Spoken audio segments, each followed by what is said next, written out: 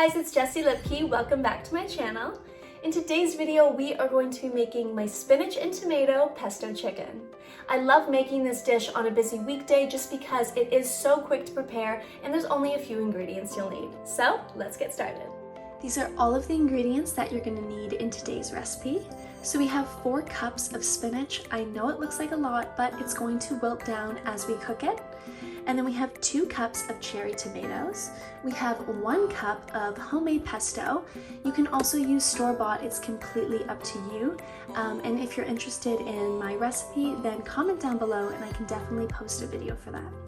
Then we have 1 cup of Parmesan cheese, and we have 1 cup of white wine. Now with this recipe, I usually prefer to use bone broth, but I do like changing things up, which is why I'm using the white wine today. But you can decide on whichever you prefer. And then of course we have 4 chicken breasts. So go ahead and grab all of those ingredients and let's go. To start, we're gonna go ahead and wash our spinach and our cherry tomatoes. So before we season our chicken, we're going to slice it up into nice bite sizes. Place them in a bowl and season. So we're going to start with a bit of salt, some onion powder, and a bit of garlic powder. And then mix. Make sure every piece is coated. Start by bringing your pan to medium-high heat, and then I'm going to add 1 tablespoon of extra virgin olive oil.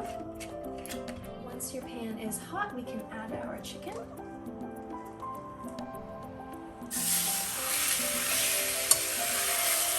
And we're just going to cook this for about 6 minutes or until your chicken is fully cooked. Once your chicken is fully cooked through, we're going to remove it from the heat. Go ahead and add our spinach. We're only going to add half at a time.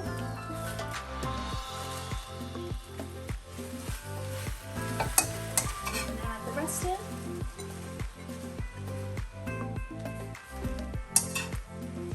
At this stage, we're going to add our cherry tomatoes and either your bone broth or your white wine.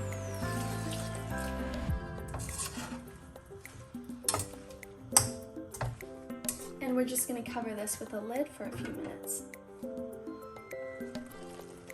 Now we can add back in our chicken.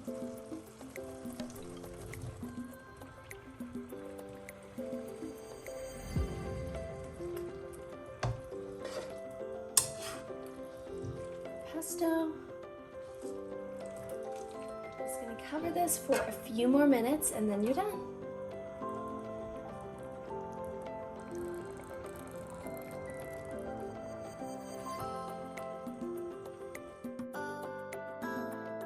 So that's it for today's video. I hope you enjoy. Make sure to give this recipe a try and we'll see you next time.